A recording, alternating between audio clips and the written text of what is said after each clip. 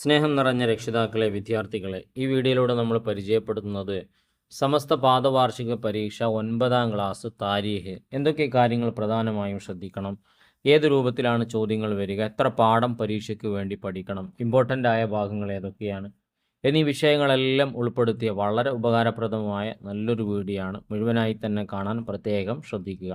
പ്രധാന വിഷയങ്ങൾ പറയുന്നതിന് മുമ്പ് ആദ്യം നമുക്കൊരു മോഡൽ ചോദ്യപേപ്പർ പരിചയപ്പെടാം. ഇത് സമസ്ത മദ്രസകളിൽ നേരിട്ട് നടത്തിയ പേപ്പർ തന്നെയാണ്, അതുകൊണ്ട് കൃത്യമായ രൂപം നമുക്ക് മനസ്സിലാക്കാൻ കഴിയും.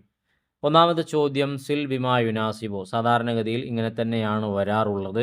ഒരു 5, 6, 7 ചോദ്യങ്ങൾ ഉണ്ടാകും. അതിൻ്റെ ഉത്തരം ബ്രാക്കറ്റിൽ ഉണ്ടാകും. ബ്രാക്കറ്റിൽ നിന്ന് നമ്മൾ തിരഞ്ഞെടുത്താൽ മതി. തിരഞ്ഞെടുക്കുമ്പോൾ നല്ലോണം വായിച്ച് ഉറപ്പുവരുത്തിയതിനു ശേഷം മാത്രം എഴുതുക. അറബിയിലായിരിക്കും ഉണ്ടാവുക, അതുകൊണ്ട് സംശയത്തിൻ്റെ അടിസ്ഥാനത്തിൽ നമ്മൾ എഴുതരുത്. ഉസ്താദിനോട് ചോദിച്ചാൽ ഉസ്താദ് പറഞ്ഞു തരും, ഉറപ്പുവരുത്തിയിട്ട് എഴുതുക. ഇവിടെ ഒന്നാമത്തെ ചോദ്യം, ഇസ്മു സൗജത്തി ഇസ്ഹാഖ്. ഇസ്ഹാഖ് നബിയുടെ ഭാര്യയുടെ പേരെന്താണ്? റുഫഖ എന്നാണ്.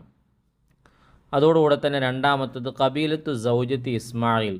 ഇസ്മായിൽ നബി അലൈഹി സ്വലാത്തു വസ്സലാമിൻ്റെ ഭാര്യയുടെ ഗോത്രം ഏതാണ്?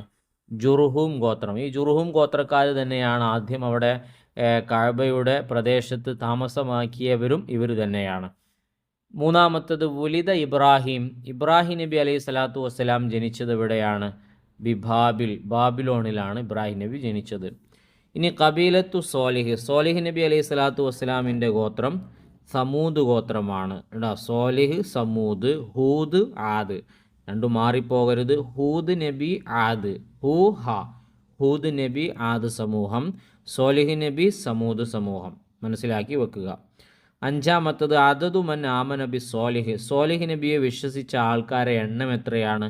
120, വെറും 120 ആളുകൾ മാത്രമാണ് വിശ്വസിച്ചത്. ആറാമത്തത്, ഉർസില ഹൂദ്. ഹൂദ് നബിയെ എങ്ങോട്ടാണ് അയച്ചത്? ഇല ആദ്. നേരത്തെ പറഞ്ഞു, ആദ് സമൂഹത്തിലേക്കാണ്. ഇനി ഏഴാമത്തത്, ഇസ്മു നൂഹ്. നൂഹ് നബിയുടെ ശരിക്കുള്ള പേരെന്താണ്? ഈ പേര് വരാൻ കാരണം നൂഹ് എന്ന് പറഞ്ഞാൽ കരയുക എന്നുള്ളതാണ്. അപ്പോൾ നൂഹ് നബി ഒരുപാട് കരഞ്ഞത് കൊണ്ടാണ് നൂഹ് എന്ന പേര് വന്നത്. ശരിക്കുള്ള പേര് അബ്ദുൽ ഗഫാർ ആണ്. ഇനി ഇദ്രീസ് നബിയുടെ പേരെന്താണ്? അഹ്നൂഹ് എന്നാണ്. ഈ ഇദ്രീസ് എന്ന പേര് വരാൻ കാരണം അദ്ദേഹമാണ് ആദ്യമായി പാഠം പഠിച്ചത്. പാഠം ആദ്യം പഠിച്ച ആളായതുകൊണ്ട് ഇദ്രീസ് എന്ന പേര് വന്നു. ശരിക്കുള്ള പേര് അഹ്നൂഹാണ്. അപ്പോൾ ഇതിൽ പറഞ്ഞ വിഷയങ്ങളൊക്കെ ഇമ്പോർട്ടൻ്റ് ആണ്.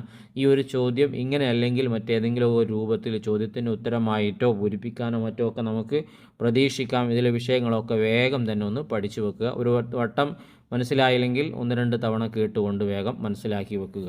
ഇനി രണ്ടാമത്തെ ചോദ്യമാണ്, തെമ്മിം പൂർത്തിയാക്കാം എന്ന ചോദ്യം.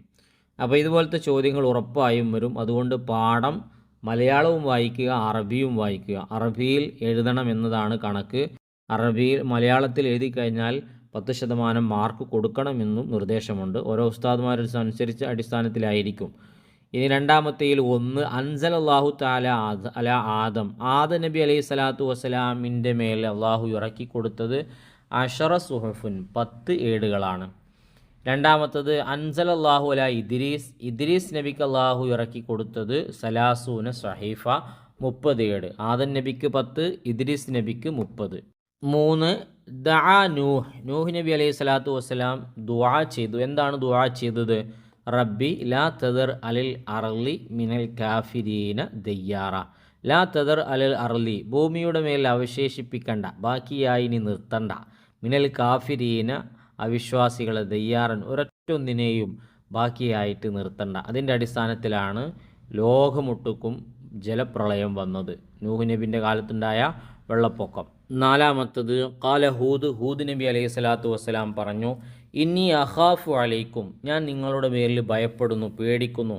അദാബ യൗമിൻ അലീം, വലിയൊരു ശിക്ഷാ ദിവസം നിങ്ങളുടെ മേൽ ഞാൻ പേടിക്കുന്നു. ഒരു ശിക്ഷാ ദിവസം നിങ്ങൾക്ക് മുന്നിൽ കാണുന്നു, ആ ദിവസത്തെ ഞാൻ പേടിക്കുന്നു.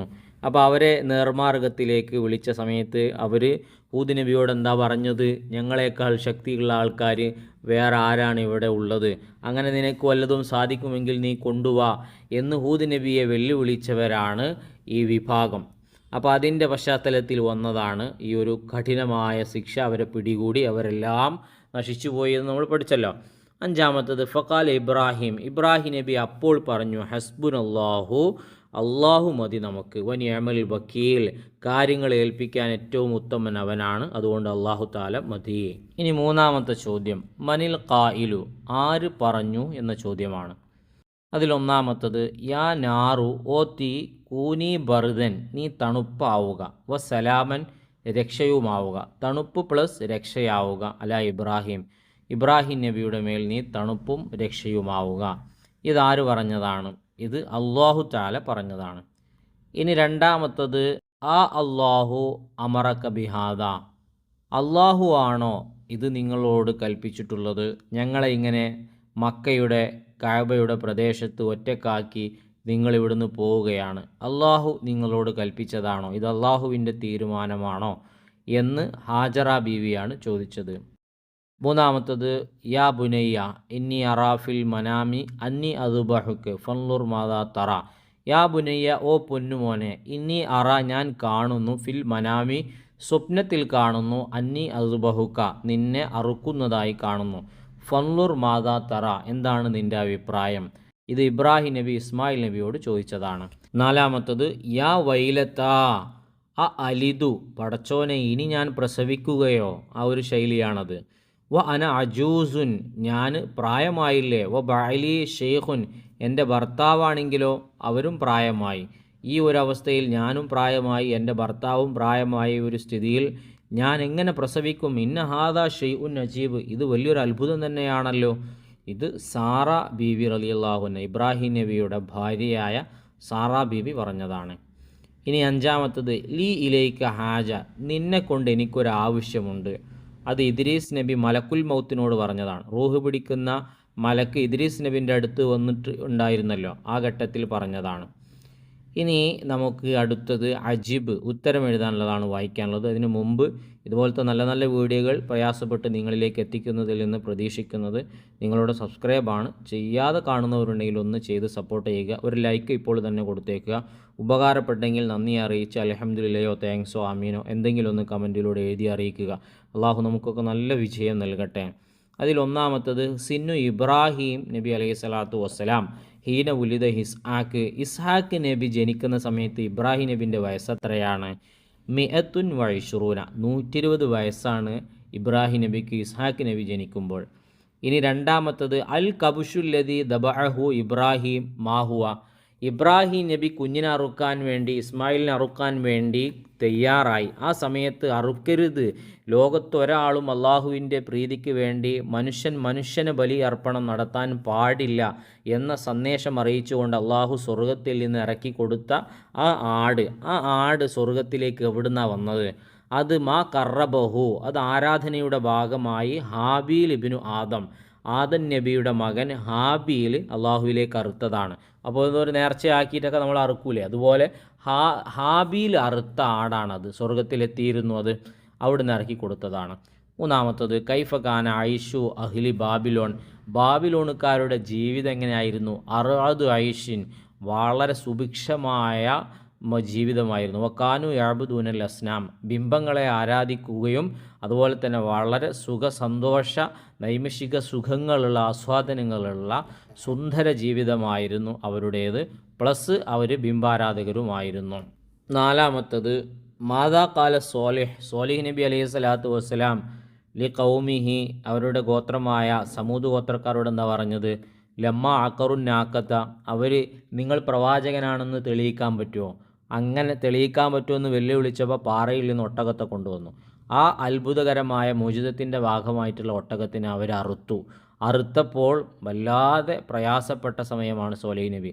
അപ്പോൾ സോലൈഹ് നബി പറഞ്ഞതാണ്, തമത്തഉ ഫീ ദാരിക്കും, ഇനി 3 ദിവസം നിങ്ങളെ വീട്ടിൽ, അത് കഴിഞ്ഞാൽ നിങ്ങളൊക്കെ പണി തീരും. തമത്തഉ, നിങ്ങൾ സുഖിച്ചോളൂ, ഫീ ദാരിക്കും സലാസത്ത അയ്യാം, 3 ദിവസം. അതിനുശേഷം അവരെല്ലാവരെയും ഒന്നടങ്കം ശിക്ഷ പിടികൂടി, അദാബ് പിടികൂടി. ബയ്യിന് വ്യക്തമാക്കാനാണ്. ഒന്ന്, മാതാകാല നൂഹുൽ ഇബ്നിഹി കൻആൻ, നൂഹ് നബിൻ്റെ മകനായ കൻആൻ, അത് ഇതിനേക്കാളും വലിയ മുസീബത്ത്. അത് അവനോട് നൂഹ് നബി എന്താ പറഞ്ഞത്? യാ ബുനയ്യ, പൊന്നുമോനെ, ഇർക്കബ് മാന, നീ ഞങ്ങളെ കൂടെ കപ്പൽ കയറിക്കോ, വലാത്തുക്കും മാൽ കാഫിരി, നീ അവിശ്വാസികളിൽ പെട്ടുപോകണ്ട, നീ വിശ്വാസികളുടെ കൂട്ടത്തിൽ പെടാൻ വേണ്ടി ഞങ്ങളെ കപ്പലിൽ കയറിക്കോ.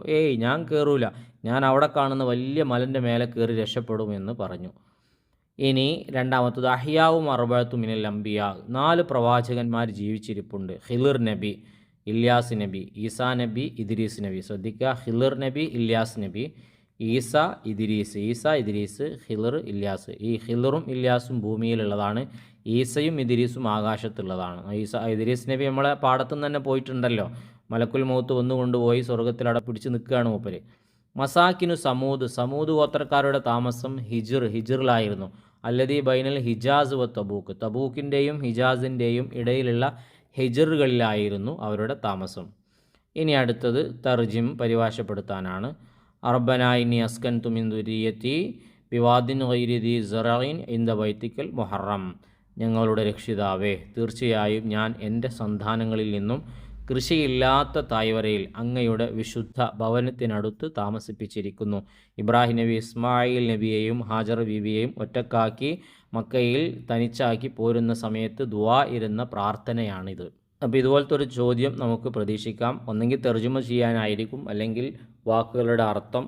4 വാക്കുകളുടെ അർത്ഥം സാധാരണഗതിയിൽ അവസാനത്തിൽ ഉണ്ടാവാറുണ്ട്, വൺ വേർഡ് ചോദ്യങ്ങൾ. അപ്പോൾ അങ്ങനെയോ ഉണ്ടായിരിക്കും. പ്രത്യേകം ശ്രദ്ധിക്കുക, പാഠങ്ങളൊക്കെ നന്നായി വായിക്കുക. 8 പാഠങ്ങളാണ് നമുക്ക് ഈ ഒരു പരീക്ഷയ്ക്ക് താരീഖിൽ നിന്ന് പഠിക്കാനുള്ളത്. അതിലൊരുപാട് ഡേറ്റുകൾ വരുന്നുണ്ട്. അവർ ജനിച്ച പിന്നെ സമയം, അതുപോലെ തന്നെ അവർ മരണപ്പെട്ട സമയം, വയസ്സ്, സ്ഥലം, അവരുടെ ഖബറുള്ളത്, അവർക്ക് ഇറക്കിയ കിതാബ്, ഒരുപാട് പ്രധാനപ്പെട്ട വിഷയങ്ങളുണ്ട്. ഓരോ പാഠങ്ങൾ പഠിക്കുന്ന സമയത്തും അതൊന്ന് നോട്ട് ചെയ്ത് വെക്കുകയാണെങ്കിൽ നമുക്ക് വളരെ എളുപ്പത്തിൽ തന്നെ മുഴുവൻ മാർക്കും നേടാൻ കഴിയും. അങ്ങനെ കഴിയട്ടെ എന്ന് ആത്മാർത്ഥമായി ദുആ ചെയ്യുന്നു. സബ്സ്ക്രൈബ് മറക്കരുത്. ലൈക്ക് ചെയ്യാൻ മറന്നവർ ലൈക്ക് കൊടുക്കുക. ഇഷ്ടപ്പെട്ടെങ്കിൽ കമൻറ്റിലൂടെ അറിയിക്കുക. നല്ല വീഡിയോയുമായി നമുക്ക് വീണ്ടും കാണാം.